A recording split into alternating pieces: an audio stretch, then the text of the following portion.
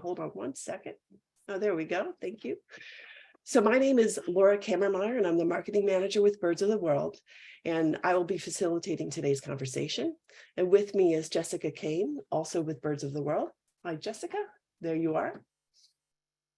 And please meet my official co-host, Brooke Keeney, with Birds of the World. She's the senior managing editor of the publication.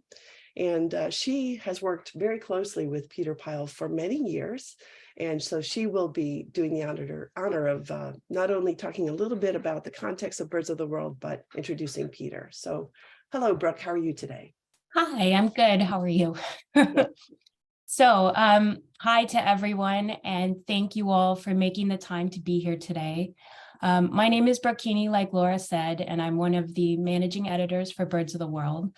And before I introduce today's main event, I wanted to give you a brief background about what our project is and how Peter's work factors into it. So Birds of the World is a collaborative global project that aims to be the authoritative source for the collective biology of every bird in the world. It's a lofty goal. There are more than 10,000 species of birds. And so what you'll actually find on the site today is a work in progress. Species accounts can range from incredibly thorough and comprehensive to more introductory and sometimes even incomplete.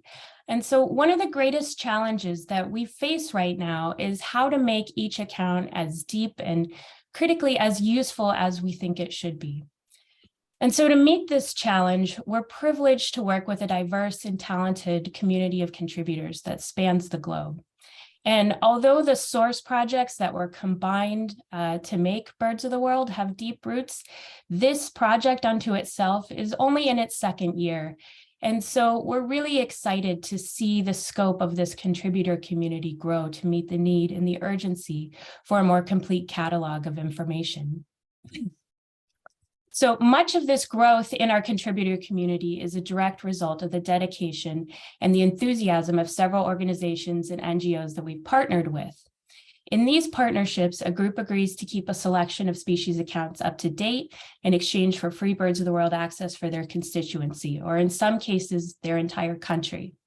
So these partnerships have enabled us to leverage the strengths and the focus of our partners to engage with contributors that have deep, authentic expertise that we're hoping to find. In return, we can offer our partners a service that they can use to build and incentivize their community. Another important part of this contributor community is our team of associate editors, some of whom are pictured here. All of these people represent experts in a range of subjects and geographic areas, and we hope to use this webinar series as a platform to introduce you to these partners and these experts. So today we'll be hearing from Peter Pyle, who, along with Joseph Kiat and Chunchom Hansasuda, is an associate editor who works on the molts and plumages sections of species accounts.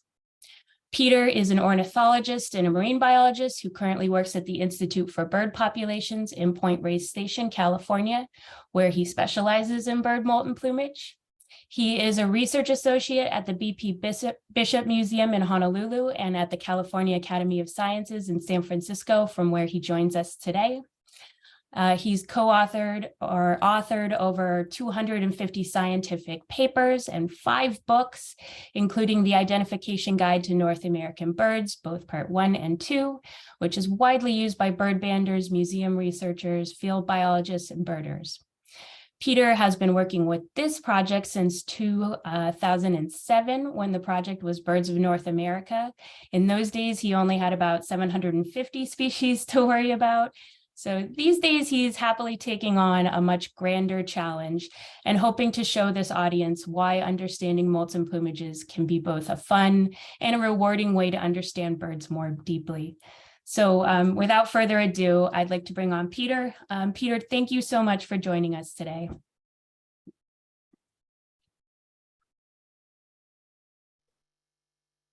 You're welcome.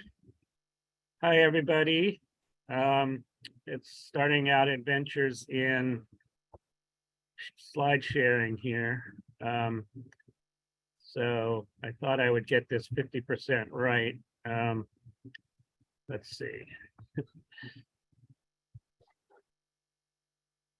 Okay. I Can you also see- wanted to just, if you give me 1 second, Peter, I want to mention that Peter's talk, he's imparting so much information today, so there's a good chance that we'll go over the 90 minutes allotted, because Peter's offered to stay as long as we need to, within reason, to answer a lot of questions that you might have. So don't worry, the webinar will be recorded and we'll send it out to you next week. So Okay, I think I've got it. And go back to the thing. Are we all okay? So I wanted to correct something in the opening slide there, that the second edition of the part 1 is not quite available. It will be at the end of the year. We've got some printer issues and so forth. However, I believe pre-publication orders are being accepted now by Buteo Books and Avinet here in the United States. So I do have, this talk is evolved, I'd say, over 20 years, and I do have a bunch of slides from old presentations and new ones. So there's not a lack of uniformity to all the slides in this in this show, and some are old. And it struck me that it reminds me of bird molt, worn old bird with a few new feathers coming in. So perhaps that's appropriate. So I wanted to start with what is a molt. So start with the basics here. And I think it's very important to understand that a bird molt is a process which is still rather poorly understood. And it's been described as a profound disturbance of endogenous metabolism or alterations of whole body protein metabolisms. So the important thing to know here is that molt is not just a replacement of feathers, but it's an entire restoration of body parts that the bird goes through every year. However, we need to define molt also in terms of terminology. And for that purpose, we've defined molt, bird molt, basically as at least a few feathers are replaced regularly within the annual cycle through an endogenous process in at least a few individuals of the species. Okay, so a few things that are not molt are adventitious molt. That's a term. I prefer not to use molt for that. That's when a bird loses feathers accidentally during the course of a molt cycle and regrows them. It's not really part of that endogenous process. Or fright molt is another thing, where a predator may chase a bird and it releases a lot of feathers to distract the predator. That's another thing that I would not call molt, because again, it's not really molt, it's something else. Molt is really a well-defined process. So when I first started studying molt, there was lots and lots of terms and 2 or 3 different entire systems. And so it took a while to work through all of these terms and decide, what's right and what's not. And I believe that this mess of terms over the years has resulted in incomprehension of molt by a lot of ornithologists, and actually fear of molt by a lot. And for this reason, the study of avian molt lags behind that of other topics such as breeding and migration. I think it was just too complicated, and the terminology, the various terms that everybody was using didn't help. Another reason that bird molt has lagged behind is that there's very few specimens and collections of birds and molt. And I think 2 reasons for this. One is that collectors preferred to collect birds in fresh plumage because primarily they were studying variation, systematic variation. And the other thing is that, and so in the August and September in the Northern Hemisphere here, when most birds are molting, they didn't want to go out and collect molt. They took their vacations then as well. Second reason is that birds are very retiring during a molt, so they're not out there as visible and able to be collected. So I'm a big proponent of the Humphrey and Parkes molt system. And it's a system that's based on the evolution of molts rather than what we see today in terms of location and extent and so forth. So a lot of this talk will be using this system of molts. I will touch upon the other system that's widely used, the life cycle molt system, a little bit later. But Humphrey and Parkes, so everyone understands, is a cycle-based terminology framed around the complete or near complete pre-basic molt found throughout all lineages of birds. So all birds have a pre-basic molt, and I would contend that it's the molt that accompanies this endogenous process of body restoration. So it can really serve as a framework to define the rest of molts. It evolved from reptiles, we're pretty sure. And again, this alterations of whole body protein metabolisms appears to occur not just in birds and reptiles, but also all vertebrates. So it's maybe a very ancestral function that's evolved in most or all vertebrates. But then how did dinosaurs molt? Because we know now that birds essentially evolved from dinosaurs. Well, we don't know a lot about dinosaurs themselves. However, we're beginning to find out how prehistoric feathered dinosaurs did molt. Here's a couple of papers by Joseph Kiat that Brooke mentioned on how feathered dinosaurs molt. And sure enough, it seems like their molting process is similar to the pre-basic molt now in most or all birds. Okay, by the way, throughout this slide, I'll be showing like this, I'll be showing papers, and most of them are available here at this website, the ones that I'm an author on, and Laura's going to paste these URLs into the chat so that you can copy them out if you'd like. So be aware of that as we go. Okay, so it's a cycle-based terminology that's framed around the complete pre-basic molt found through all lineages of birds. So all birds basically have this pre-basic molt, and this is what I'm going to call the adult cycle. Humphrey and Parkes used the word definitive, but we're not, that's got some issues. So adult is fine. It's the molt that occurs year after year in adult birds, and it's typically complete or very close to complete in all birds. So that's called the pre-basic molt. In the Northern Hemisphere here, it essentially occurs primarily in July to September, but it doesn't, it occurs at different times of year, of course, in the Southern Hemisphere and in the tropics. But it's well defined by this process, this complete process, as well as the restoration of other body parts. So there's, throughout the course of evolution, some birds have evolved second molts within the molt cycle, which is defined, by the way, as the beginning of one pre-basic molt to the beginning of the next. That's how we define a molt cycle. And so in Humphrey Parkes' terms, this additional molt is called the pre-alternate molt. And in some cases, we know the pre-alternate molt because it results in a rather dramatic change in plumage color. But in a lot of other species, they'll have a pre-alternate molt that doesn't result in plumage change. And I'll expand upon that a little bit later. Now, the first cycle is different than the later cycles for a couple reasons. One is that the juvenile plumage is rather weak in most passerine birds. So in order to get out of the nest very quickly, juvenile feathers are grown very quickly and are of lower quality. They have lower barb densities than feathers that are molted in later. So what they do is they undergo, most birds undergo a molt of at least body feathers within the first 2 to 3 months of life. And that results in another plumage here within the first cycle. Another thing to understand is that the first cycle is about 14 months as opposed to 12 months for later cycles. So it's a little longer too. And that might be another reason why this additional molt has evolved.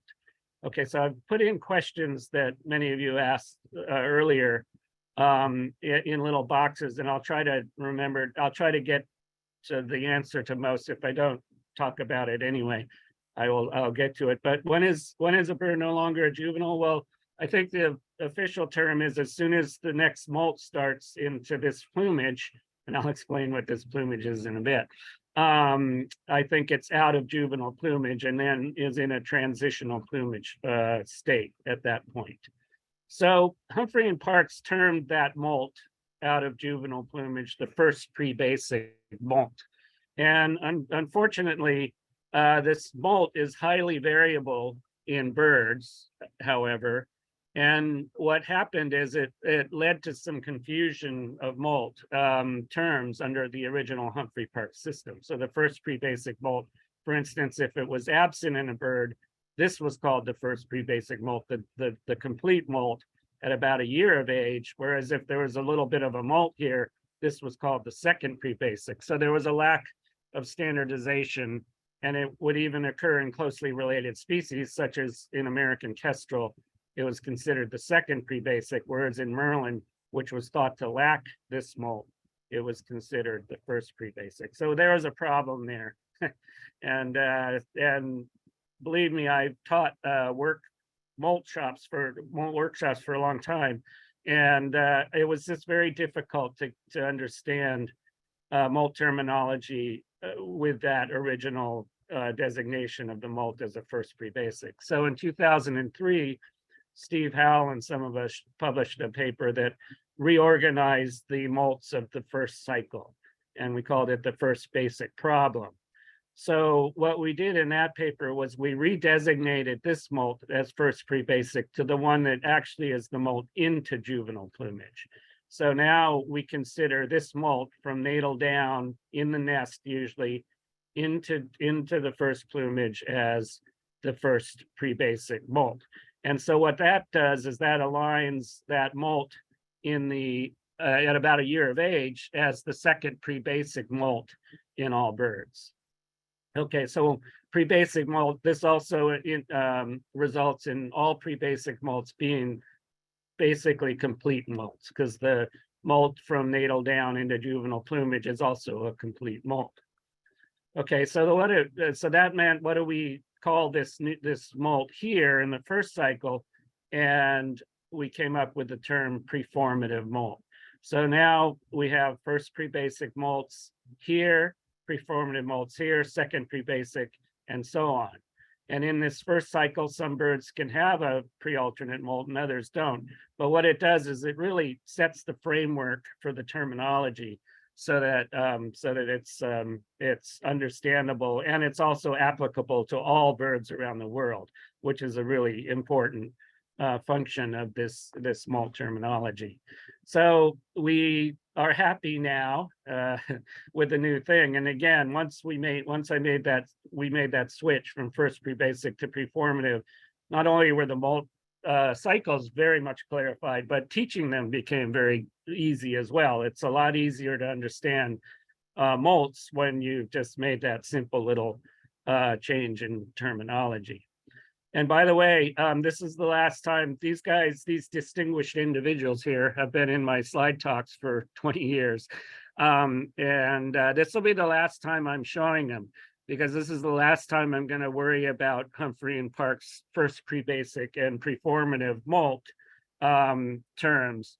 And the reason for that is that very shortly, my second edition of this guide will come out. The first edition, which a lot of people are using now, uses the old terminology that considers that molt first pre-basic. But in the new edition, as well as in the part 2 that I've done, we're using preformative. So between the part 1 and the part 2 now, I've standardized the molt terminology to HP for all 750 or so birds that occur and breed in North America. So in summary, the pre-basic molt cycle appears to be basal to all birds, first evolving in reptiles or their ancestors. The preformative molt may also be ancestral as well, an extra ecdysis event in young reptiles to accommodate rapid body growth. Pre-alternate molts, by contrast, have evolved and disappeared many times along bird lineages, so should not be considered homologous. So I think the preformative molt, what we now call the preformative molt, is also found in almost all birds. And there's a very few primitive birds, or they're not even primitive birds, they're more advanced birds that don't seem to have that molt. And I believe perhaps that the original preformative molt was a molt in reptiles that was extra for them as well, that evolved because body size in reptiles changes so quickly during the first year. So, it's possible that that preformative molt has evolved from an extra molt in reptiles as well. Of course, I've looked into papers on molts in reptiles, and it's not really well understood what happens in the wild. There are some studies on captive reptiles, but but we can't necessarily trust that captive molt in captive reptiles is going to reflect what happens in the wild. So pre-basic molt, yes, I believe it's evolved from dinosaurs. Pre-alternate molt, no. And preformative molt, I think so, but we'll have to continue our research on that. So now that we've cleared up molt terminology, we've been able to also clear up some molts in certain families of birds like raptors, which were thought not to have a preformative molt, but it turns out they have a very limited preformative molt of back feathers and some underpart feathers within the first year of life. And raptors and seabirds in particular, the preformative molt seems to have been suppressed. And we think the reason for that is that nestlings are fed high protein food. And so they're able to develop more durable and stronger juvenile feathers, which are able to last a year. And so they do not have as much of a preformative molt as other birds do that have to come out of the nest in weak juvenile plumage. Essentially, they do, but they do have this limited molt, and I think probably they have evolved from earlier raptors that are early ancestral birds that did have more of a preformative molt, and they've kind of lost it evolutionarily based on their life history of feeding young high protein food. Another thing that was understood once we changed the terminology was that the feathers of the egrets and herons, these plumes, are not alternate feathers or not breeding plumes in other terminologies, because they're grown along with all the other feathers in the pre-basic molt, and it just takes some time to come out and grow this long to be displayed. So most herons and egrets do not have a pre-alternate molts. They just have one molt per year, and these breeding plumes should be considered basic feathers, not alternate. Molts in ducks, we were able to really clarify as well, because the molt into this, this is an adult male mallard, by the way, on the left and on the right as well. So they have an interesting molt into a cryptic plumage in summer in order to replace their wing feathers, and that cryptic feather helps them because they're unable to fly for 2 or 3 weeks. And turns out this molt into this plumage is partial, whereas the molt into the bright plumage of male ducks is complete. So, under HP terminology, the complete molt here is the pre-basic molt, and these bright males are in basic plumage, and then the ones in eclipse or summer plumage is actually, they're in alternate plumage. And I know that it puts a wrench into the historic records, but I think this is correct, and it does show that how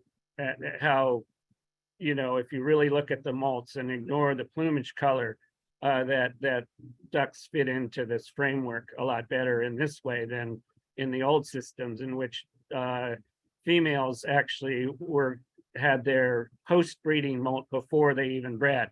So that didn't really make sense in the older system. How long post-hatch does it take for male mergansers to get their breeding plumage? Basically 1 year. The second pre-basic molt, most ducks are in their full adult male type plumage. Most puddle ducks, scoters, and some of the sea ducks will take 2 years to get into breeding plumage. However, mergansers only take 1 year, as far as I know. So during that first year, the preformative molt, a few male-like feathers will come in, but then second pre-basic molt, they look like adults. Okay, another thing, and I'm not going to get into this now, is that I believe that this is probably the basic plumage of Jaeger's skuas, and that this winter plumage is which this is an adult here, is probably the alternate plumage. So it's the same kind of thing with ducks, where they have a partial molt of body feathers in the fall, and then a complete molt in the spring to result in that plumage. And so under Humphrey Parks, it makes sense that this is actually the basic plumage and this is the alternate plumage, even though it switches what we usually think of in terms of bright colors. And I'll get to that a little bit later. Okay, so one of the important things about Humphrey Parks is that molts result in plumages. So the prejuvenile molt results in the juvenile plumage. The preformative molt results in formative plumage, pre-basic into basic, and pre-alternate into alternate. And that's important to understand as far as specifically Humphrey Parks terminology. Now, we use plumage in a lot of different ways, and that's fine too. We can say blue plumage or breeding plumage, and that works fairly well. But when we're talking about Humphrey Parks molten plumage terminology, we need to know that that the plumage has a very specific term, which is a bird that follows the molt into that plumage.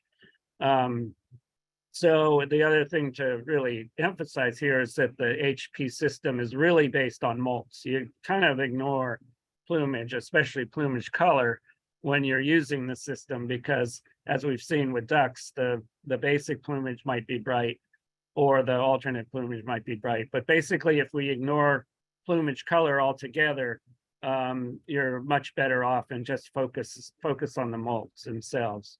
Now, certain species change their plumages pretty radically just based on feather wear. And here are a couple of well-known examples. The snow bunting molts, it's actually, these are feather fringes. These are brown feather fringes that wear off to produce this plumage in summer, but there's no molt that results in this change. Same with starlings. The white spots on the European starling wear off or break off during the course of the winter, and you get this plumage. And you can call them non-breeding and breeding plumage.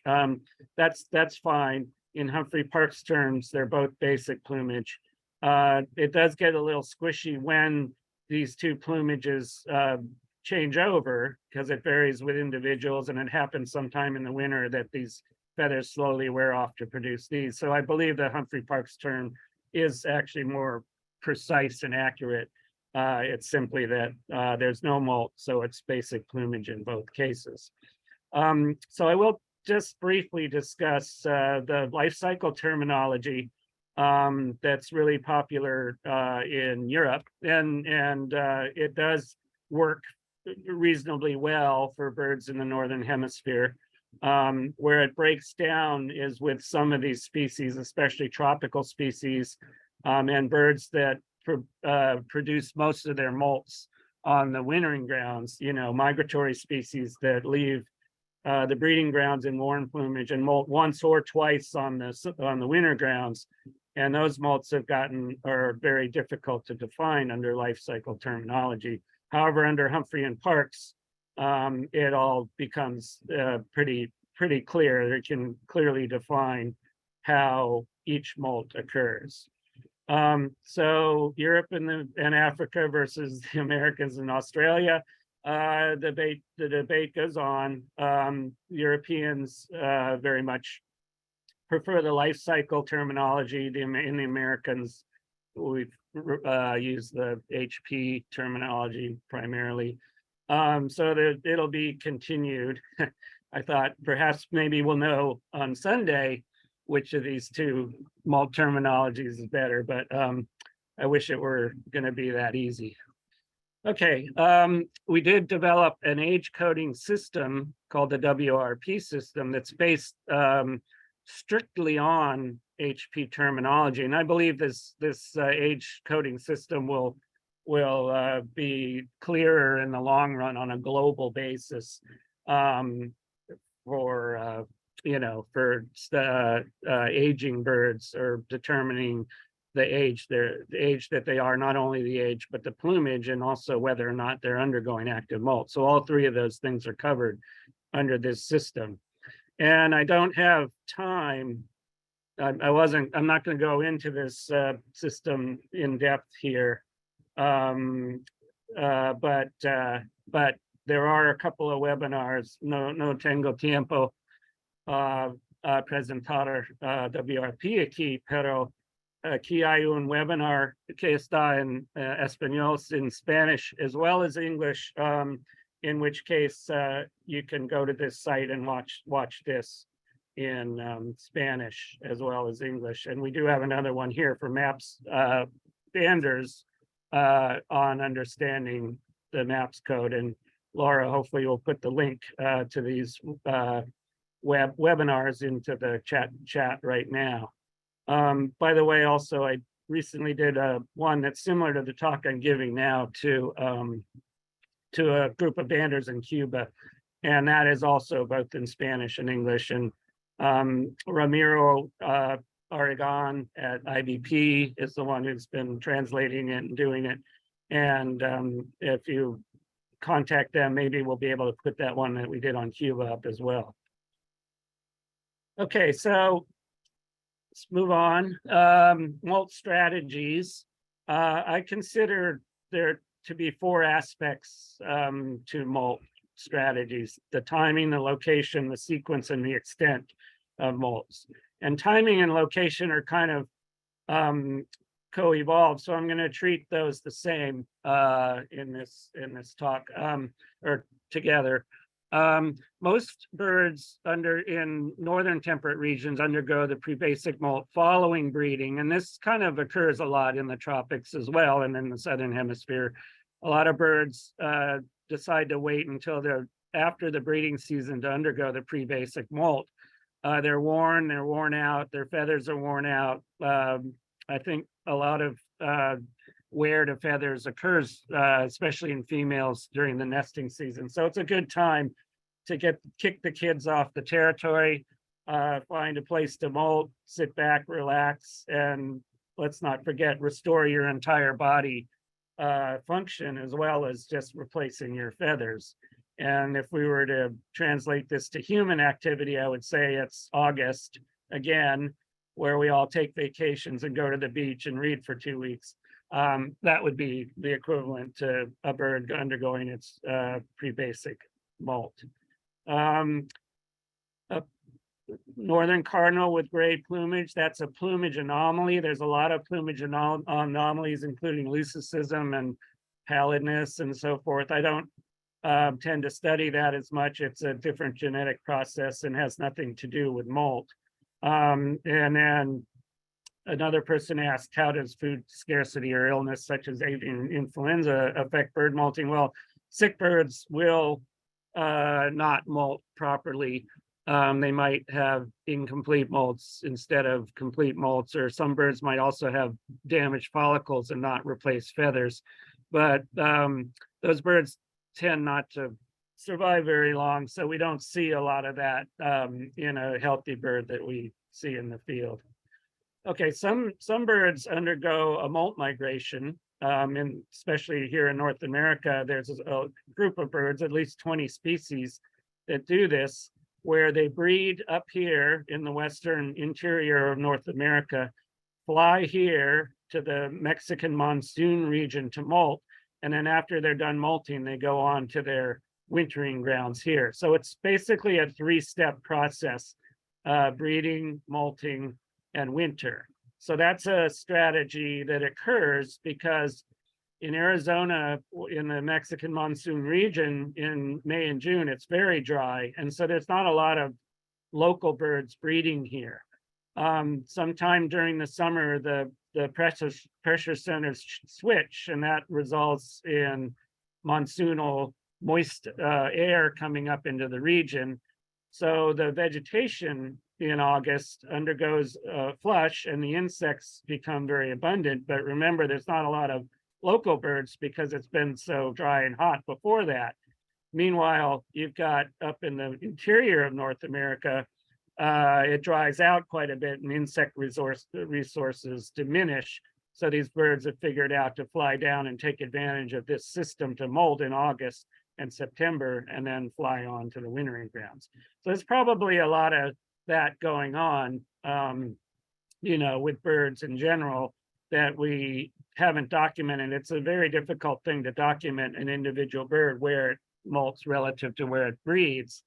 But we're slowly getting there. And this is important for conservation as well, because there's a lot of emphasis on conserving breeding habitats and overwintering habitats, but we need to also focus on habitats where they molt. And in fact, some of the thorn forests here in the Mexican monsoonal region are very important for molting, and yet they're being cut down at a high rate right now. So in general, we need to think about where birds molt and conserve those habitats to molt. So we did a project down there where we actually caught and looked at molt migrants. And one of the conclusions was that this molt is, as far as location and extent, is very stochastic.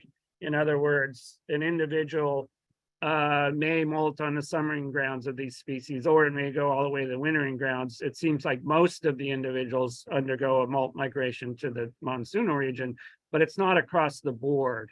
And it can even vary, it seems, we had a higher proportion of yearling birds, 1-year-old birds in our data set than older birds.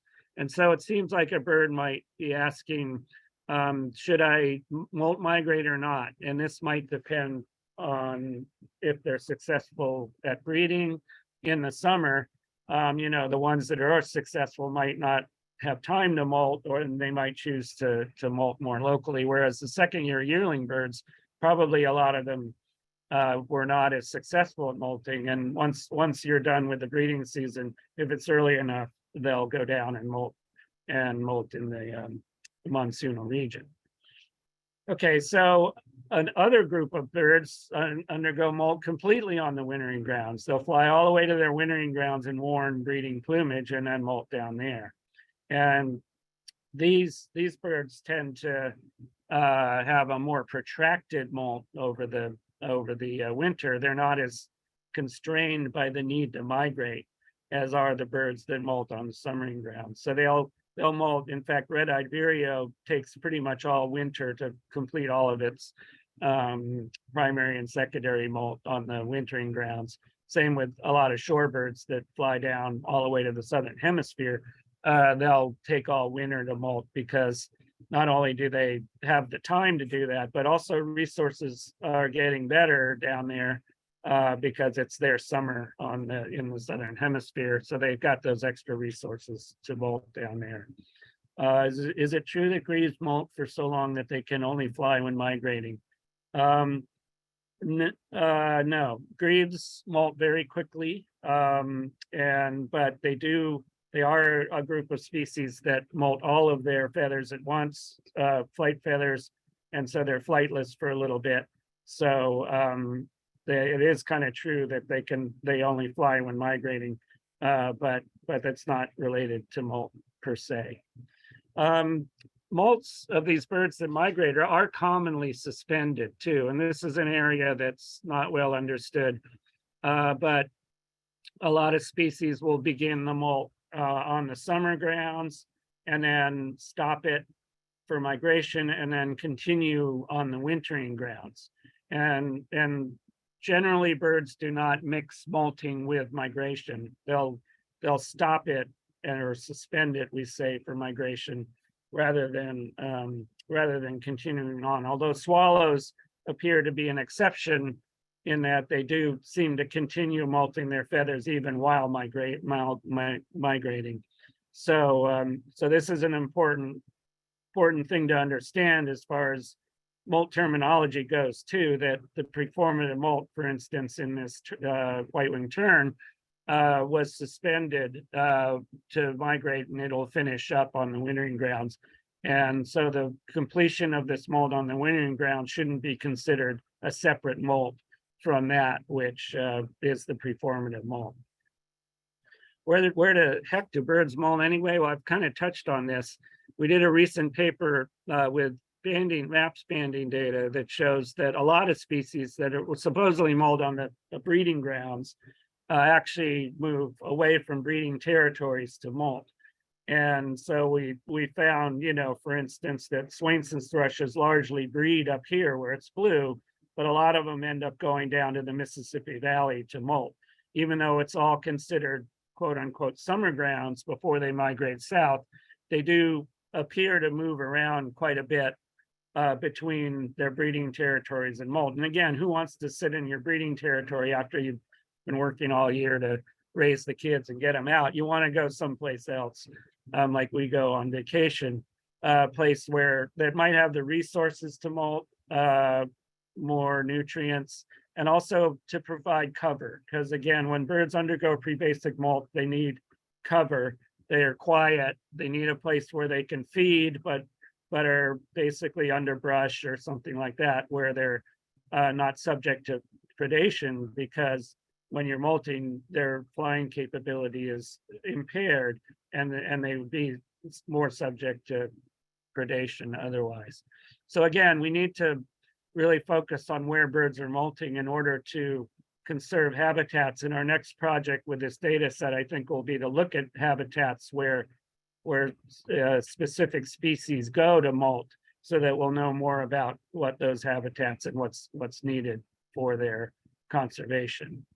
Okay, another big aspect to molt strategies is the sequence in which feathers are replaced. Now, almost all birds, not almost, but a large proportion of birds molt their primaries from the inside out, we say, or distally, from the innermost primary P1 out to the outermost primary, which is we call either P1 or P10 or P9, depending on how many primaries they have.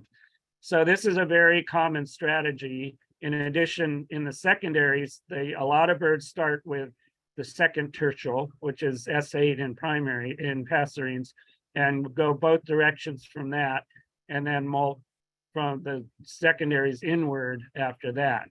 And so where these two molt series collide can be either at S6, which is common, or sometimes can be S5. Sometimes this wave may go a little quicker.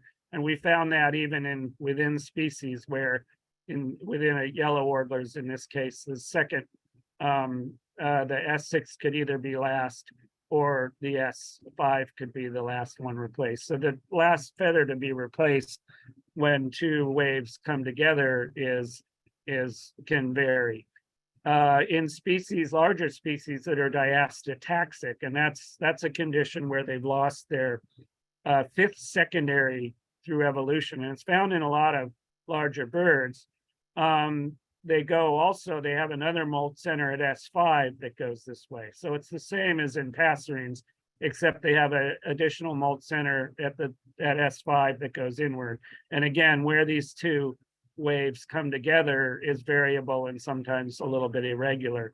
But what it results in with a lot of big birds is that the last feathers replaced are S4, and then a feather in here like S8 or S9. And this becomes important for aging raptors and other birds that often will undergo an incomplete molt and will retain a couple juvenile feathers, either S4 or maybe S7 and S8, something like that.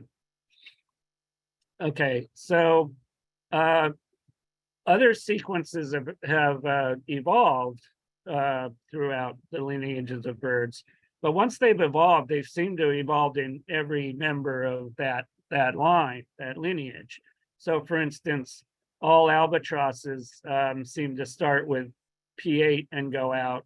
And then later it's sort of debated whether P7 is part of that different wave or that wave, but then they go inward from P7 and outward from P1. Hummingbirds seem to be very consistent in molting all of their feathers out to to P9, and then, but then before P9 goes, P10 goes. So there's some sort of change here where P10 goes before P9, and P9 is the last feather replaced. And so what I find fascinating is it seems to be the case in all hummingbirds. And another group that does this is herons, same molting sequence. However, I would venture to say it's evolved separately from this in hummingbirds. So these two groups of birds, for whatever reasons, have evolved a different sequence in primaries. All game birds appear to have a different sequence among secondaries, where they start at S3 and go both ways instead of S1 and going inward. And then owls are interesting in that they all start at primary somewhere in the outer regions between P3 and P7, but within each genus that seems to be consistent. For instance, Strix, and this is a great gray owl, they all seem to start at P5, and you can see in this individual P5 was replaced the year before, and then P6 was replaced that year. So owls are an example of a species that can have incomplete molts every year, as with seabirds and a few other things, and I'll touch upon that in a bit. So yeah, basically albatrosses will have different ages of primaries after. This would be, this looks like a second year bird perhaps that's molted the outer three but retained the juvenile inner primaries. But after several years, they may only molt 3 or 4 primaries per year. These feathers are very long and expensive, so they might not be able to do them all in a year. And then we'll have different generations within the primary tract, as is the case with a lot of owls as well. Hummingbirds seem to, by and large, and as well as herons, by and large, go through a complete molt. However, some larger herons can retain a few secondaries after that molt as well. So that's what occurs. And by the way, these strategies have evolved to be able to replace more feathers within a given pre-basic molt. So if you have 2 feathers molting at the same time somewhere within the tract, there's less of a large gap within the wing, and the bird's better able to maintain flight, even though it's molting 2 feathers at the same time. In order to molt that same amount of feather material within that same amount of time and do it sequentially, you'll end up with a large gap in the wing, and that impairs flight a lot more. So in this paper, it was discovered genetically a few years ago that parrots and falcons are way more closely related than they thought. And so I noticed that they both tend to have a molt similar, starting in the middle of the tract and going outward and inward rather than as other birds. And sure enough, it turns out that both parrots and falcons undergo the same molt sequence, basically starting at either P5 or P6 and going both directions. P4 or P5 and going both directions, as opposed to the normal sequence. And I looked at all genera of falcons and parrots, and it's the case for all genera. So again, once an odd sequence has evolved, it seems to have been maintained evolutionarily throughout the lineage of the bird. And that implies to me that it evolved before parrots and falcons split, this odd molt sequence, and has been retained in both groups all the way through evolution. Now, there is one exception in the parrots, and that's the owl parrot, or the kakapo of New Zealand, which is a very unique parrot, and it's a ground-dwelling parrot, and it molts more like other birds molt. So the question would be, did the ground parrot, which is ancestral to most other parrots, did it break away before this molt sequence evolved, or has the molt sequence reverted back to a normal sequence based on the unusual habits, ground-dwelling habits of that species? I wanted to put this in just to say that, and I think I've already mentioned it, that birds in captivity do not molt normally. They'll undergo 2 or 3 molts a year. They'll replace feathers at odd times, they'll undergo different things. And so it's not unusual for birds to have, in captivity, to not molt like birds in the wild. And that makes sense because they're potentially under different light regimes, hormonal light regimes. Their food is consistent as opposed to birds in the wild. They don't have to deal with predation. So these factors will sort of screw up the molt process, and they'll end up being different, molting in different ways. This person asked other questions about health of parrots and molt, and I don't know much about that, so you'll have to look for that answer elsewhere.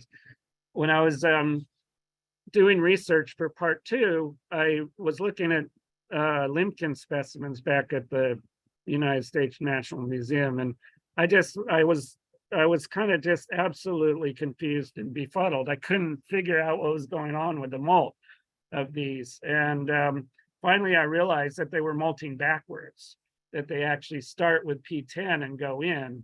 And then I'm not sure if this is really the case, but they may also molt the secondaries in the opposite way as well. But they definitely molt the primaries in a different direction than all other birds. And there's a few other birds that do this, notably the spotted flycatcher in Europe, that molts for some reason from P10 to P1 instead of the other way around.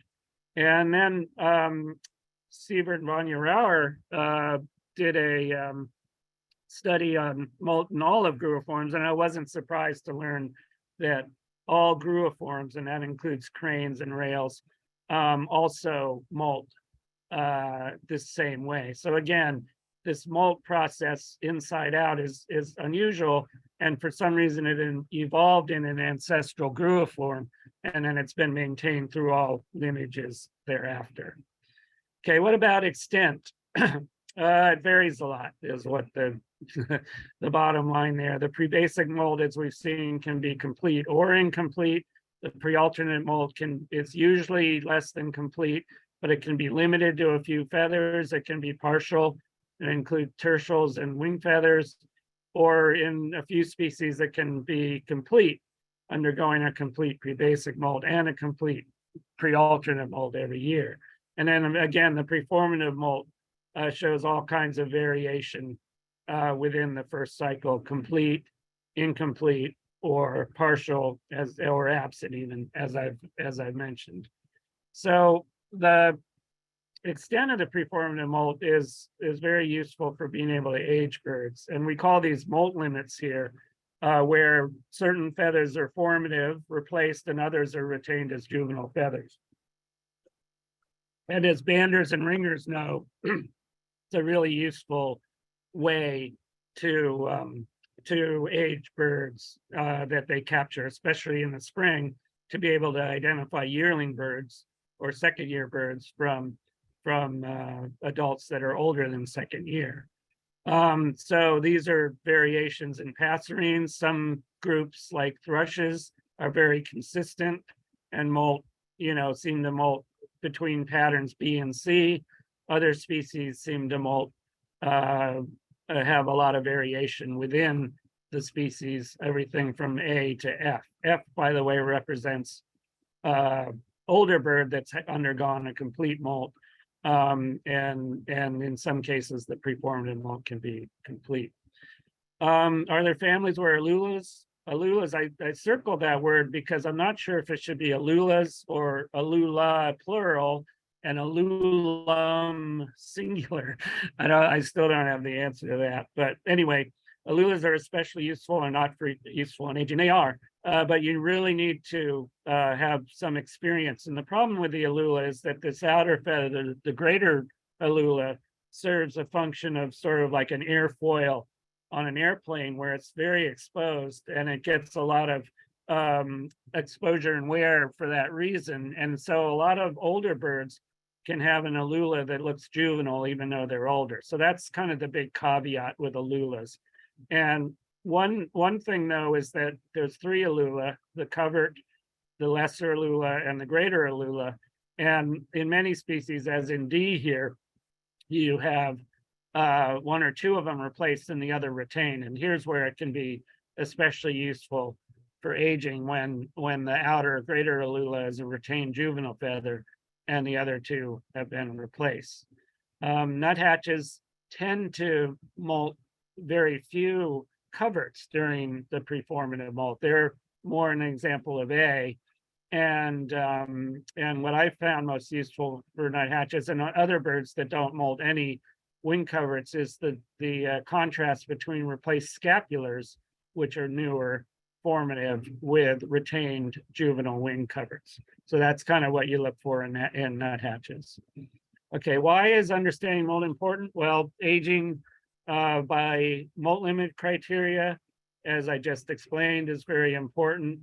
Here's kind of an obvious example. Many are not quite as obvious, but this black-headed grosbeak has replaced all of the greater coverts. The alula, these black feathers are formative, the tertials are formative, some central rectrices are formative, and then these are retained juvenile feathers. So it can be very easy to age a lot of birds through molt limits. And yes, it can be hard to age birds that don't undergo dramatic plumage change like male grosbeaks do. But once you've looked at this a lot, I think it becomes easier and good. By the way, that on the opening slide there was a pipit which had some nice molt limits. It was an American pipit, and you could see some nice molt limits in the secondary coverts and the greater coverts. So if in the recording of this that comes up again, you can study that guy. So here are here's the gold standard for understanding molt limits is Jenny and Winkler in Europe. They developed a really nice system of photographing open wings and show many examples of different molt patterns. Replace greater coverts contrasting with primary coverts is a good one, and so on. So this would be a resource I would really recommend getting if you want to understand molt limits a lot better. And then they have a very thorough introduction on molting systems in different birds and molting patterns and molt terminology, which is generally the oldest life cycle system. But I think you still can gain a lot about the actual processes of molts in pasturing birds. Are there any other online feather keys? Yes. In North America, the Fish and Wildlife Service has a really cool website where you can go and look for feathers that you find and try to identify the species of the bird just based on one or two feathers. Okay, another good resource is the Slater Slater Museum site that shows open wings. So they've got a large online catalog of open wings of birds, and I find it especially useful for birds like rails that don't fly a lot. There's not a lot of photos of them with open wings, so you can really study, for instance, molt limits within the wing, how if there's molt clines within the feathers. I believe this is probably a second-year bird because of the contrast here and possibly some retained coverts. And then also the Slater site's great because it shows underwings, and most specimens were prepared round skin, so you aren't able to really study the underwing, and it's again difficult to get photographs of the underwing of some of these species. So this is a great resource to look at the patterns and potentially molt limits within the underwing coverts of birds. And then a third resource that's useful here in North America is Piranga. Although I think they're expanding, they might want to expand more. I know they've expanded at least to Mexico and maybe beyond, but they have whole pages showing different plumages, formative. They use the WRP as well as our other system, calendar-based. And then if you click on the wings, they expand and you can really study, and there's usually some text accompanying the wing to show you what's going on. An aging technique I'm really focusing on a lot now. It's kind of a new idea. It's not really a new idea, but based on the sequence of flight feather molt, you can actually see in birds that have undergone a complete molt, these clines in feathers from a more worn inner primary to a fresher outer primary. S1 usually starts molting about when 5 or 6, P5 or 6. So often there's a contrast here between a newer S1 and an older P1. And then as you go in toward S6, you can see, and this is especially good because S6 is also protected more, you see a cline from more worn S1 to fresher S6. So in a lot of species that do not undergo molt of flight feathers during the preformative molt, the first year birds, the yearlings, will look like this with all uniformly aged primaries and secondaries. And the adults, the older birds, will show these clines, what I call molt clines, within each of the tract, getting fresher and darker looking as you go in sequence, the way they molt. So that's something to start practicing more on birds in the hand, I think, especially in the spring. A lot of birds undergo incomplete preformative molt.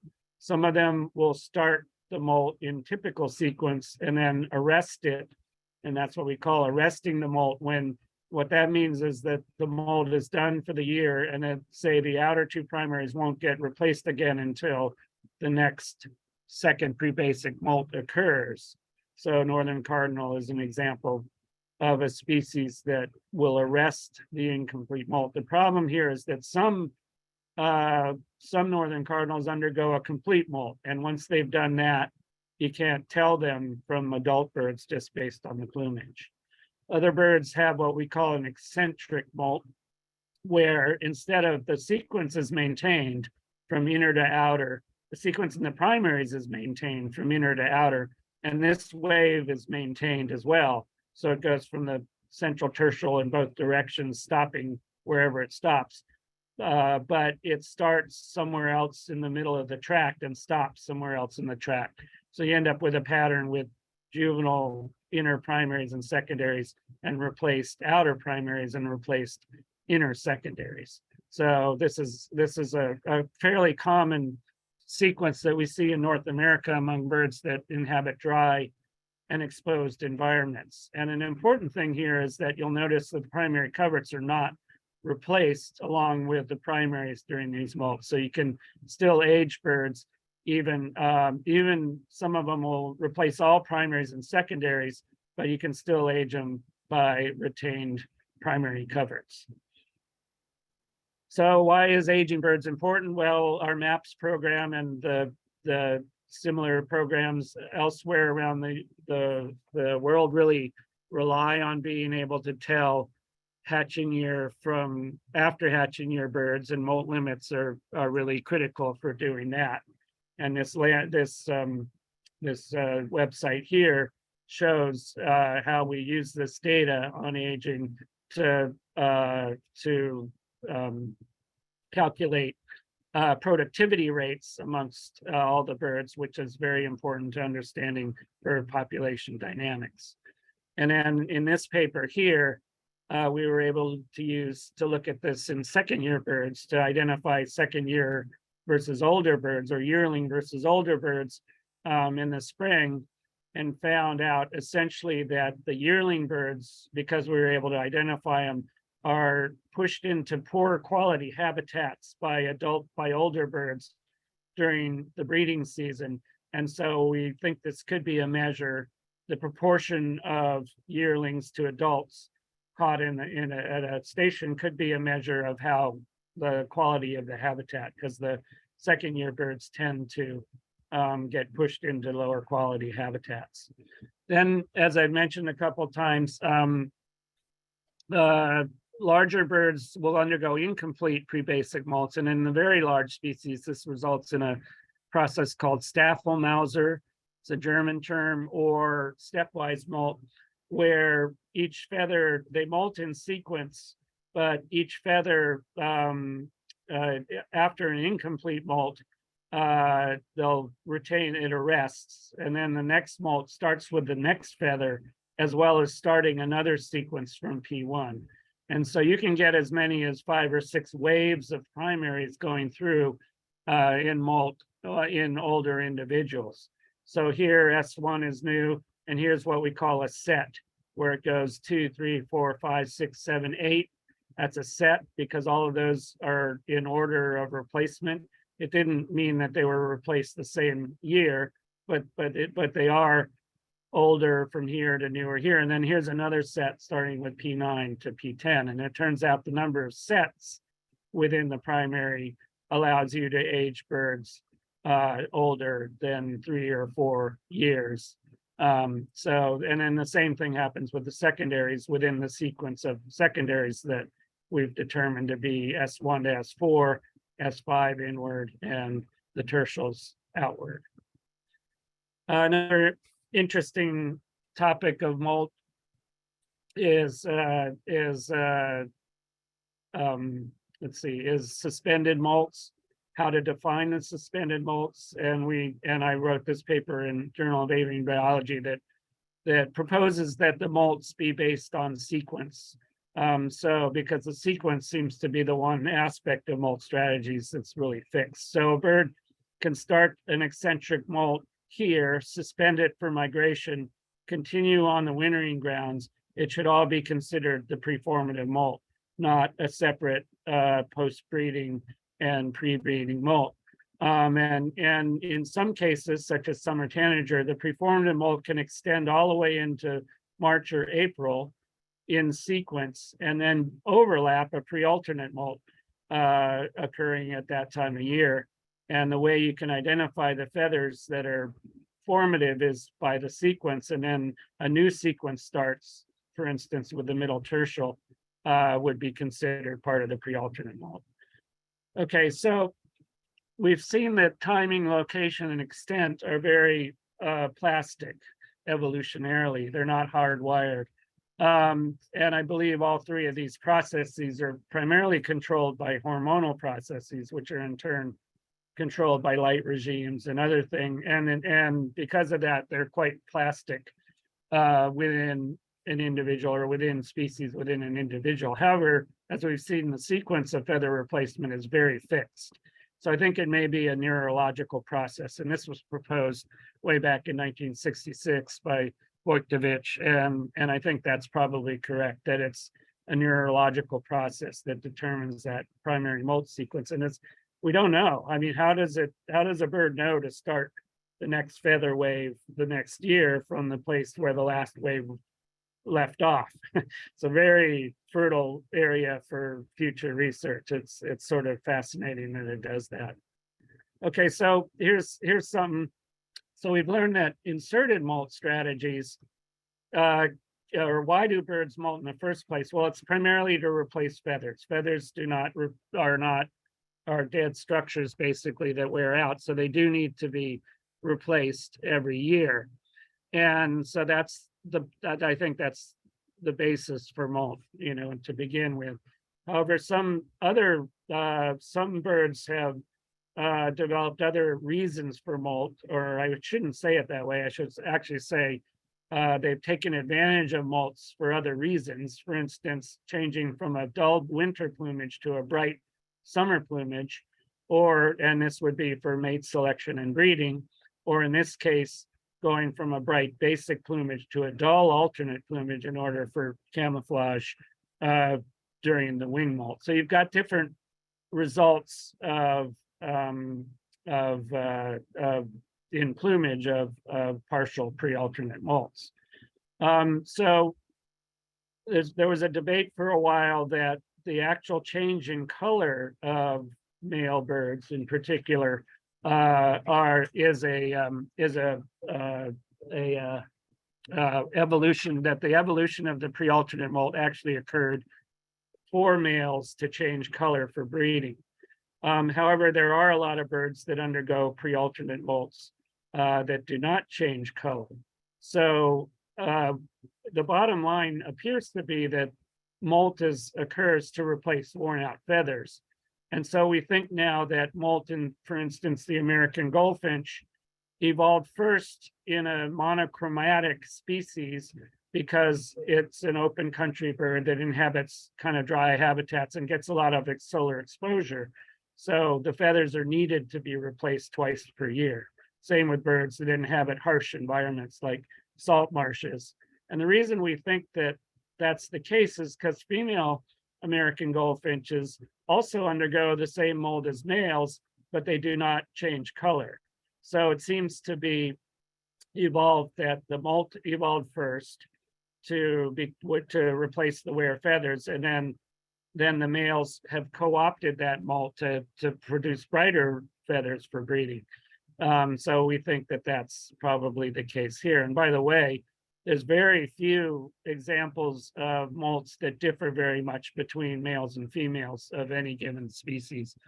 Ducks and ptarmigan seem to have molts that may differ sexually, but there's very few other cases of birds where the molt differs substantially between the males and females. In these species that do develop bright plumage, it does seem like the males may have evolved a more complete molt in general than the females, but the molt itself, I'm sure, evolved similarly to replace feathers. And so I may fall asleep. At this point in my lectures, I usually throw up this quiz just to kind of wake people up as something fun. And that's to name the 2 North American bird species that can have complete pre-alternate molts. So there's only 2 out of all the species that I know of that can undergo a complete pre-alternate molt and a complete pre-basic molt. Scarlet tanager is not one of them. They retain their wing and tail feathers for the full year. So what 2 species, though, replace all of their flight feathers and their body feathers twice a year in North America? And the answer is bobolink and Franklin's gull. And these 2 species obviously did not evolve along the same lineage. So the more interesting question is why did these birds evolve 2 complete molts per year, and what's common about them? Okay, so that's the question I like to ask more of my audience. And the common theme here is that both of these are very long distance migrants. Both breed at high latitudes in the summer and then migrate to high latitudes in the southern hemisphere. And so essentially experience 2 summers per year.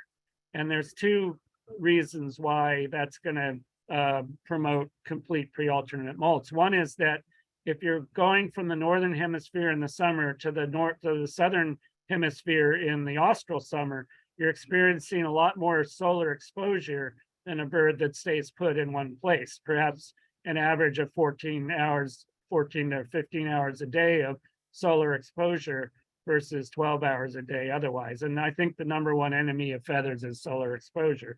So for that reason, they need to replace the feathers twice per year.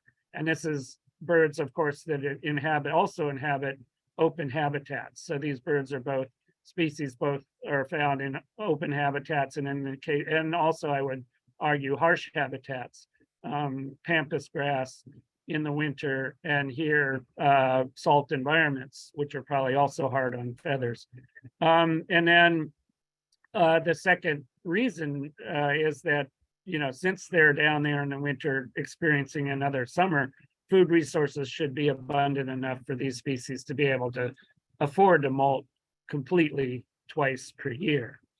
And so we've done this paper here where we've actually correlated evolutionarily a transition in the extent of the pre-alternate molt or the preformative molt as a group of birds transitions from forest to open habitat. And again, all these papers are available at that link that was provided earlier in the chat.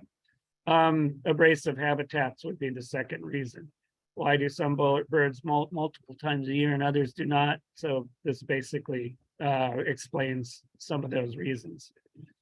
Okay, another interesting topic to me is molt plumage interactions. That's the fact that plumage color, why that's coming up. Plumage color can change over the course of a molt. And so, for instance, there appears to be an underlying hormonal process that dictates pigment deposition color, and then whether or not it exactly coincides with the molt process, which appears to be different, independent, will affect the plumage color of birds. So in this case, red crossbills that replace feathers, male red crossbills that replace feathers accidentally in January to June, they come in yellow. Whereas if they're replaced accidentally, or if they're replaced in July to October, they come in red.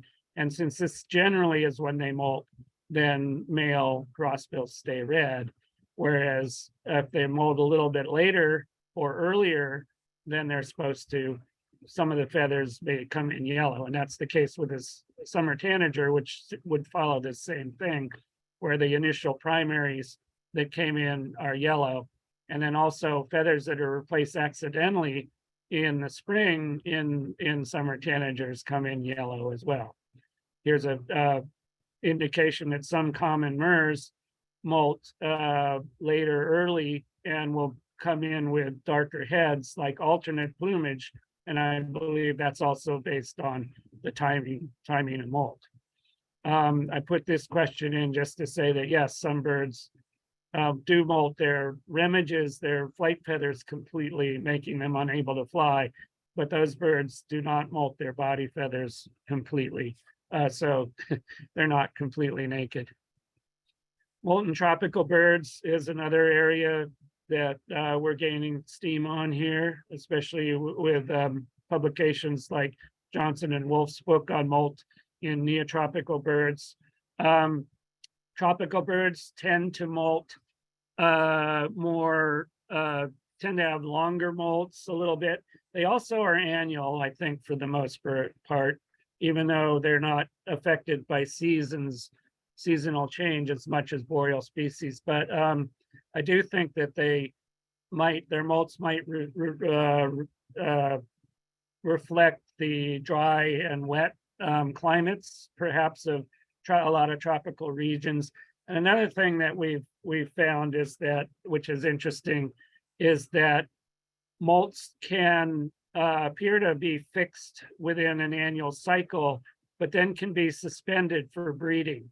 In other words, in a species like the wattled hummingbird of Samoa, the molt can start, and then if breeding conditions become good, it suspends for breeding, and then once breeding is finished, it continues on with the molt afterwards. And what this might indicate is that molt is a rather more fixed process seasonally than actually breeding. And so when suddenly there's some rain and the resources become right for breeding, and the birds midway through molt, it might stop the molt and do the breeding and then resume after. And actually raptors have an interesting thing where they can start the molt while incubating eggs and then stop it while feeding chicks and then resume it after the chicks have fledged. So they're essentially taking advantage of that quiet time of incubation to molt to get going on their pre-basic molt, and then it stops for the chick feeding process where they need to fly a lot, and then it resumes as normal after the fledging of the chicks. Woodpeckers' molt is very interesting, and we're slowly getting a handle on that as well. Turns out that the second pre-basic molt is largely incomplete. I'm sorry, the preformative molt is largely incomplete, and but it includes the primaries and the rectrices, but not the secondaries or the primary coverts. So a bird with juvenile primary coverts but replaced primaries in the spring is an SY in most cases. However, now we're finding out that some birds won't replace any primary coverts during their second pre-basic molt as well. So most woodpeckers will replace a few outer primary coverts, but all of them seem to retain at least a few middle primary coverts, and sometimes will retain all of the primary coverts. And we've recently identified patterns such as F and maybe E, where you can actually identify a bird in its third or fourth cycle by the pattern of replacements of primary coverts. And this seems to indicate the primary coverts are replaced approximately opposite to the way primaries are replaced. So that's interesting on it in its own right. But you'll get 2 replaced feathers during the second pre-basic molt, 2 more during the third, and you'll still retain some juvenile plumage in the third cycle, so you can identify older woodpeckers. And right now I'm looking at sapsuckers, this pattern in sapsuckers, and they even show a higher percentage of birds that we're able to identify to third and fourth year. And in this study on the blackback woodpecker, it was really interesting because based on this aging, we were able to identify the strategies of blackback woodpecker, which is strictly a burn specialist. So they only breed in highly burned areas of Western North America. And the question was, how were new burns colonized by post-juvenile dispersal, or did adults move between burns as well? And it turns out that they're all colonized. A new burn will all be colonized by second-year woodpeckers. And then the old birds appear to stay in their burn for life. And this coincides with a peak bark beetle larvae regime that occurs about 3 to 5 years after the burn. And that coincides with the peak, probably the peak breeding ages of woodpeckers as they've mature, they've gained some experience to breed. Meanwhile, the burns, the bark beetle larvae kind of decline after years 3 to 5, but the adult woodpeckers stay in the habitat, and they probably continue to breed, but at a lower level. So as I put it, they ride off into the sunset together at age 7 to 9 years. So this was an example of how aging woodpeckers really helped us understand their population dynamics and dispersal patterns. Of course, molt in some species might be useful for species identification. Band-rumped storm petrel in particular has some populations, maybe species, that breed in the winter and some breed in the summer in the same place. And once they're at sea, you can't identify them, except you can infer which ones they are by where they are in their molting process. And seabirds tend to start molting right after they leave the colony after breeding, and may take most of the winter or the non-breeding period to complete the molt. And so if you've got a bird leaving in October as normal, it'll molt one way, and then a bird leaving in April, a winter breeding bird, will have a molt pattern that's essentially 6 months off. And we're looking at this now in a species, Ainley storm petrel, off of Mexico, which is indistinguishable from Leach's storm petrel, but does breed at the opposite time of year. So how is digital imagery helping us with the study of molt? Well, a lot. I put this little primer up like 12 years ago, just indicating how you can use sharp, crisp digital images to identify feather generations and therefore study molt. And in this paper, I examined images at Macaulay Library for molt. And the Macaulay Library is, in my mind, become the most important development in our study of molt recently, because you can go to any species in the world and look at and filter by time of year or juvenile, immature, and really start to understand how species molt and their molting regimes in different parts of the world. And this includes many species, like I'd say about 8,000 species, where we don't even know what the molt patterns are. So I'll get to that a little bit later when I talk about what I'm doing for Birds of the World. One thing that I want to emphasize, a lot of the images in Macaulay Library, in fact, most or all, are contributed through eBird. And it turns out that most of, for instance, in the study of hummingbirds, 76% of the male hummingbirds that were contributed to eBird were adult males looking like this. And only 23.5% of males were in this trashed, worn plumage like this. So my call out to all people who use eBirds is to don't shy away from taking photos like this bird here in really worn plumage, and especially ones that are undergoing molt, because not only will it help us understand molt strategies, but it'll also the documentation of where the bird is molting. If you've got a bird that's actually undergoing active primary molt, will allow us to know more about where birds molt and conserve their habitats.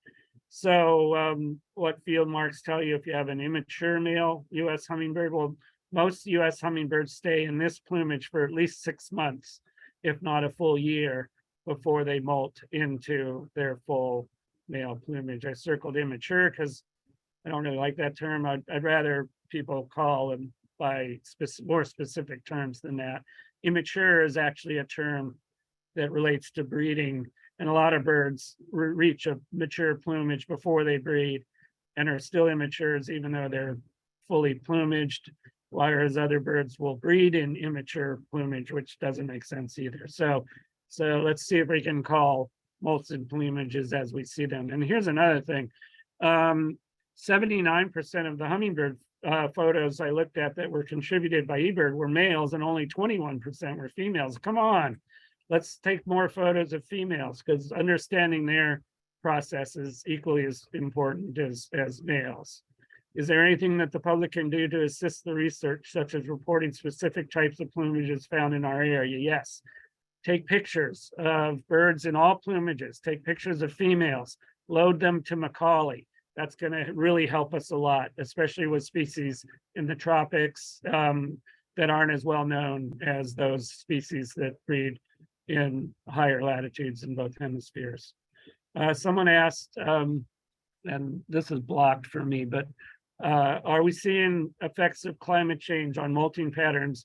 And yes, this paper by, again, Joseph Kiat came out in 2019, showing how global warming is affecting molt and plumage over a 200-year span. So I recommend you go to the article here to learn more about how global warming is affecting molts and plumages. Okay, now I want to go over what I'm doing quickly for Birds of the World. I'm editing the molts and plumage appearance section, and I recently revised this section for Eurasian griffin, so I thought it'd be a good example to show, and it is up now, so you can go to the revised version of it. And been revising this section here, which is now called the plumage, molts, and structure section.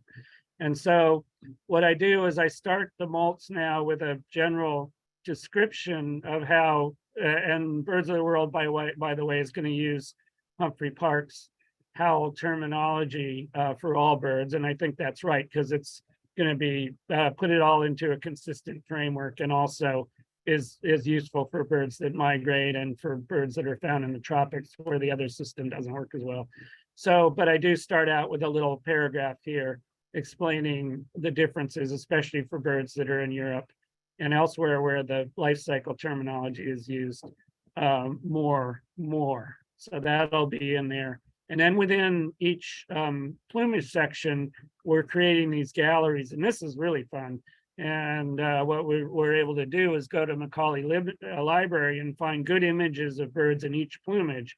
And everyone who uploads photos has signed a license agreement to allow the use of their photos in Birds of the World and other scientific papers, not commercial ones, but scientific ones.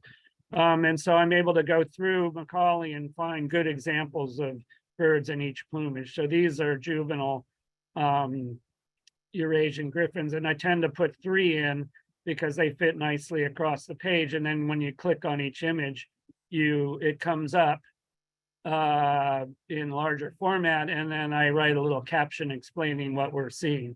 So here's a juvenile Eurasian griffin with entirely consistent juvenile feathers. There are also some other aspects of the length of the neck plumes and color of the head that allow you to identify this as a juvenile. And then here's one undergoing the 2nd or 3rd pre-basic molt that's showing staphylomiles are in the wing, but it still retains its outer primaries. So that's that. And then it turns out Eurasian griffins in their 4th to 7th basic plumage are not identifiable specifically to plumage, but you can identify birds that are not quite in full adult or definitive plumage, primarily by, again, the extent of long and white feathers in the ruff and some other things. But photos like this clearly also show Staffel within the wing. Now, by the 4th basic plumage, all juvenile flight feathers are usually replaced. So you're not able to really identify these specifically by as I say, a 4th cycle or 5th cycle by the retention of a couple of juvenile secondaries. And then finally, I'll show examples of birds in definitive basic plumage, showing various levels of Staffelmauser and explaining where the sets are and how the Staffelmauser is working in these older birds. So I'm really enjoying this process, and because of the system at Birds of the World, we're having to look at all kinds of species that some of which I've never heard of. In fact, yesterday I did Mrs. Moreau's warbler. That's something that I didn't know anything about, and there's been nothing published on molts and plumages, so I was able to use Macaulay to try to figure out the molts and plumages of that African species.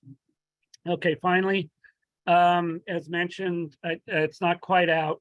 It will be hopefully early next year, maybe at the end of this year, but I have revised my 1997 edition of identification guide to the older edition.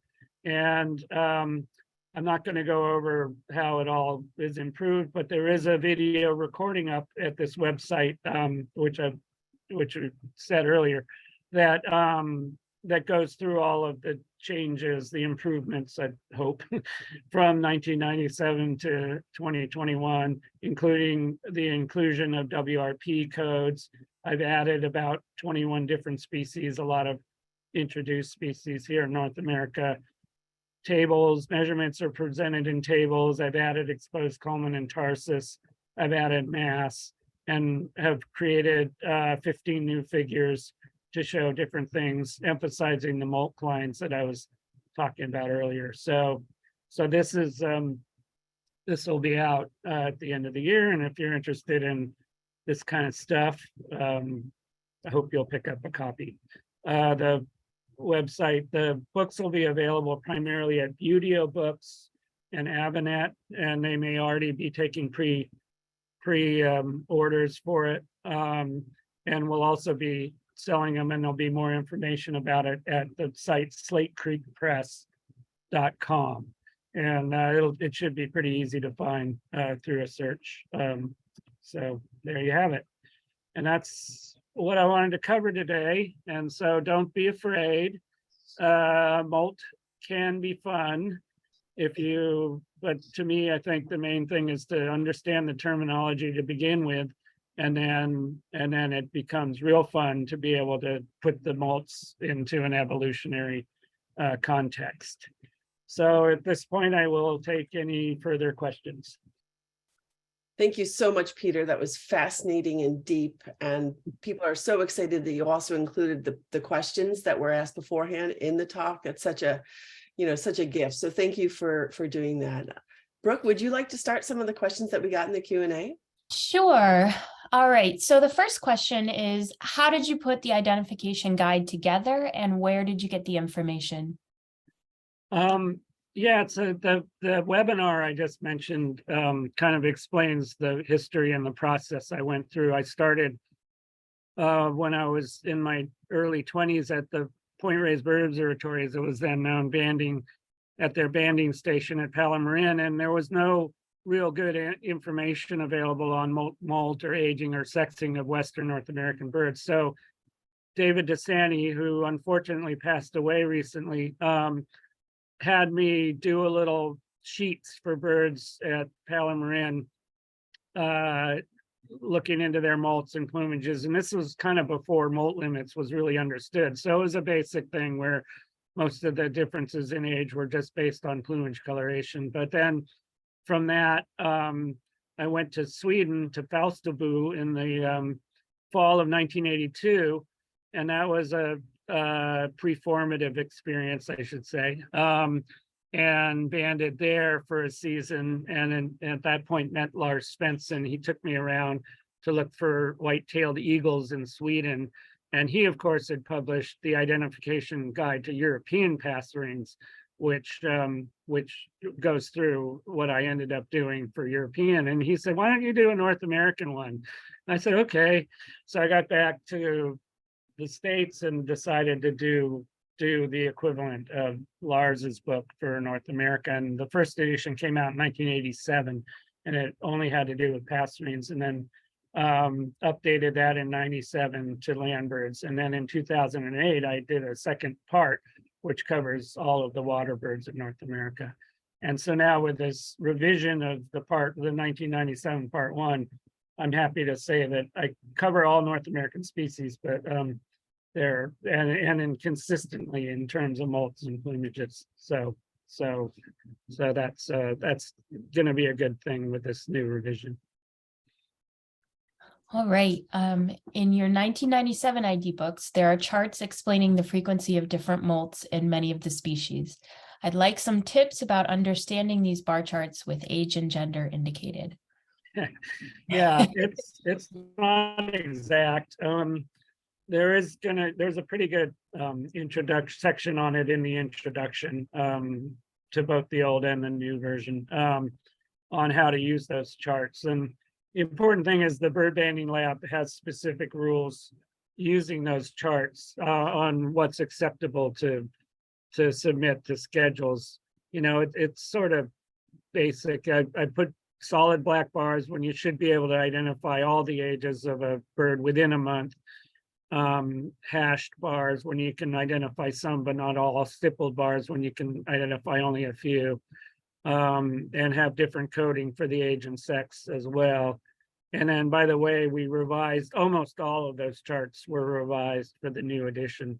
And I've been in touch with the bird banding lab, and will be their verification systems will be using it to warn people when they're trying to age a bird that you really can't be aging. And now, of course, there's online immediate entry bird banding apps that are coming up that will hopefully use those bar charts to immediately warn a person when they're trying to age a bird that they shouldn't really be aging. Or if it's a stippled section, say something like not many birds can be aged this way, are you sure? So stuff like that is probably coming up. I'm going to stop sharing, by the way. There we go. Okay, so do feathers, especially primary and tail feathers, become more brittle and subject to breaking as they age just before being molted out? Yeah, essentially very true. You see gulls and other birds that have such worn feathers that they're just down to the spikes. They get bleached by the sun as well, so that helps deteriorate the feathers. And it's kind of interesting. Steve Pyle did a study where he took two wings of a glaucous wing gull, and he put one in the closet and he put one out in the sun, and he showed how over the course of the year the sun really bleached out the one that was in the sun, but the one in the closet remained fresh. So that's kind of it was a good study on how quickly the feathers can deteriorate based on solar exposure.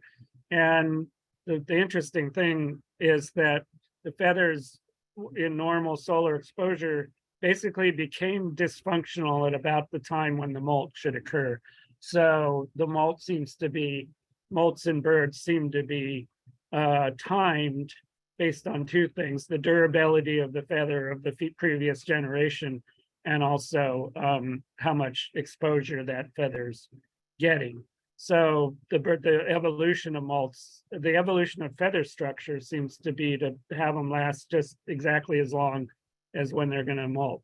And in this case, and in this regard, the alternate feathers of birds, if you look at them, like in our Setophaga warblers, the alternate coverts are very weak. And so they're lower barb density. They're not as strong as the basic or formative feathers, and that's because they're only needed for 2 or 3 months for the pre-breeding season, and then they get molted out. So there's no point in making a very strong alternate feather when you're just going to molt it out in 2 or 3 months. So related to that, there's a question. I've read that pigmentation affects wear, melanin providing wear resistance. Is this true? Yes, the melanin helps strengthen feathers and makes them more durable. So those birds with black feathers, outer primaries, those feathers will last longer than birds with white outer primaries. But it also relates to how much solar exposure and wear and everything else they're getting. And you'll see, I guess a good example might be the secondaries of a lot of woodpeckers are black with little white spots along the edges. And if they get too worn out, you'll see that the white in those little circles get worn away. And so you end up with a scalloped look to the outer primaries. And there's an example of how the melanin part of the feather has lasted longer than the part without any melanin at all. And some birds like snowy owls, well, there's some recent evidence that the melanin actually fades with time in snowy owls, but they'll birds with white feathers may tend to molt more often than birds with black feathers, simply because the feathers are not as durable. Thank you. So this person says, thank you for such an informative talk. What do you think museum collections could record to better assist in molt studies? I guess, yeah, to begin with, well, one thing that is body mold is very hard to determine on photographs. And whereas with specimens, once you're skinning them, you can actually see the pin feathers growing on the inside of the skin. So I think more information on that, what percentage of body feathers are molting could help, because otherwise it can be pretty hard to determine if body feathers are molting or not. And in some cases, there's cases of birds where we didn't think of inserted molt existed, but in specimens, it's clear that there is an inserted molt there. And it's just because it's been so hard to detect that molt on photographs, or even banded birds sometimes. Mm-hmm. Okay, are any birds capable of maintaining non-degraded feathers through a molt to reduce their energy consumption, or will they always molt their feathers regardless of condition? Yeah, that's a good question too. There's some evidence that if a feather gets broken or worn entirely, that it might get replaced out of sequence or adventitiously, but we don't know a lot about that right now. And I don't know what the mechanism would be, how the bird would know, how the bird's physiology, the bird would know that feather was broken and molted out. I mean, it's part of what we need to determine more about Staphylmauser and how the bird knows to start at the primary that it left off at the year before. It's a big area of research. I hope I answered that question correctly. Yeah, I think so. There's a related question that says, are you saying that birds can decide when to initiate or postpone molt? And I think you've just kind of answered that as well. Yeah, and then the other thing that's interesting is that example I gave with the wattled honeyeater in Samoa, where the molt does seem to be more fixed annually, but then they decide to stop it for breeding. So there is some sort of interaction between the molt process and other life history functions throughout the cycle. Another thing would be a bird that starts to molt on the summering grounds and then decides to migrate, and so the molt stops. And so there's hormonal processes at work there that we really don't understand. Are there any species for which the shape of primary coverts, tapered versus truncate, should not be used for aging? Yeah, that's a good question.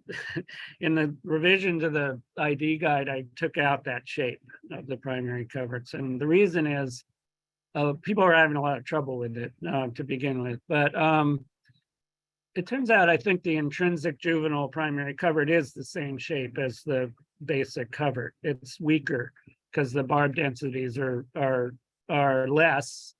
And what happens is through the course of time, the edges of that juvenile feather wear at a greater rate than the edges of the basic feather. So by the time they're worn, the primary coverts do look thinner than the basic coverts on average, but it's not an intrinsic difference. It's a difference that's based on time and wear and species and all kinds of other things. So because people were having trouble with it based on the 1997 edition, I took that out. And by the way, I got comments from, I think, 1,200 or many thousands of users to 97, which I've tried to incorporate as much as possible into the revision. Related, there's a question, is there anything to learn from molting tail feathers? Sequence is not really well known. Some birds molt inside out, others molt. Generally, they molt with the central pair first and then out, but then sometimes the sequence can vary. So I think there's more work to be done there. Woodpeckers have an interesting molt where they start not with the central pair, but the next pair and go out. And then the central pair is molted last. And we think that's because that central pair is really important for their habit of moving up trees. And so that it's better for the bird if that central pair gets replaced last when all the other feathers are fresher to maintain its ability to move up and down trees. All right. Is nutrition prior to molt more important in red, orange, and yellow birds? Yeah, that's another good question. How carotenids interact with molt, and those examples of crossbill and summer tanager are there. There's a paper we have in press with Santi Guiar right now, looking at molt in 5 species of warblers, and the molt of the migratory species, the molt it shows an opposite pattern. Usually molts in tropical species are more extensive than in migratory species because of food resources and the constraints of migration and so on. But in this genus, Cargillina, it includes Wilson's warbler, red-faced warbler, Canada warbler, pink-headed warbler, and red warbler. The 2 tropical species there have a less molt than the migratory species, and we propose that it may be related to the fact that red feathers might be more hard to produce than feathers of other color. But that whole red thing interacts too with the availability of carotenids during the process. So there's a lot to learn there. All right, someone asked, do juvenile sandpipers born in the Arctic use these low-quality feathers to fly from the Arctic to South America? Somehow I would have thought that they would be higher quality based on the length of flight. Yeah, they are higher quality. That's the answer there. Except for, what's interesting is a couple shorebirds like Dunlin don't do that. They molt up on the breeding grounds before they fly, but they only molt body plumage. So again, the plumage of shorebirds breeding in the Arctic is going to come in stronger, I think, because the chicks are being fed high quality, protein-rich food, so they can develop stronger feathers, and that it allows them to be able to migrate all the way to the winter grounds as far as the tip of the southern continents, to then either replace their feathers or maybe not. So a lot of shorebirds keep their juvenile feathers, or at least some of their feathers, throughout the year. So I think that's basically how that works, as opposed to a songbird that has to get out of the nest really quickly, develops really weak feathers, and then has to replace them more quickly. All right. How much weight will birds lose during molting? There's quite a few papers about that on ducks, because they undergo complete molts in secluded areas, and I don't know. I think probably they don't eat much when they're molting. It might even be a thing where they don't want to eat a lot when they're going through this restorative process, or they might start getting nauseous. But whatever it is, they do lose weight while they molt, and I think their general strategy is to fatten up quite a bit before they go into molt, and then be able to coast on their fat while they replace their feathers. All right. What is the difference between a feather cline and a pseudo-limit? Are they the same? No. Okay, so a feather cline is where the feathers actually were replaced in sequence. So each feather is progressively a little newer than the one before it, you know, and in some species like red-eyed vireo that take 6 months to molt all primaries, the cline becomes more evident. A pseudo-limit is all feathers of the same generation, so there's no difference in timing necessarily there, but there's more melanin in certain feathers, and this tends to occur with the more worn feathers, which are also, or the more exposed feathers, which are also the feathers that you use for molt limits. So tertials and intergrader covers often have more melanin in them naturally than the other feathers of the wings, to protect them more from the sun. And then what it does is it also makes it look like they're replaced versus not replaced when that's not the case. And so that's why we call it a pseudo molt limit. It looks like a molt limit when it's not. So those are things to be very careful. Many of our American sparrows have that condition, and it really is hard. It becomes really hard to know if they've been replaced or not. And then especially in species that can also replace them during pre-alternate molts. Black and white warbler is another example of a bird that's really can be really difficult to age by molt limits right in that area. Related to red-eyed vireos, which you were talking about earlier, red-eyed vireos are described as molting on wintering grounds. What explains catching them on breeding grounds in summer while they're actively molting? Yeah, Molt on the winter grounds? Yeah, that's what I said as well, is that it's stochastic, remember, where birds molt is pretty flexible plastic. In that molt, the paper we did showing evidence for movement, we did find red-eyed vireos on the summer grounds in molt at map stations in August. So a few of them maybe molt, do a molt migration like other birds. I doubt that they actually molt right on the breeding territory, but they'll move around, molt a few feathers. I think they probably by and large suspend the molt like a lot of other birds do. They'll start it, stop it, migrate, and continue on the winter grounds.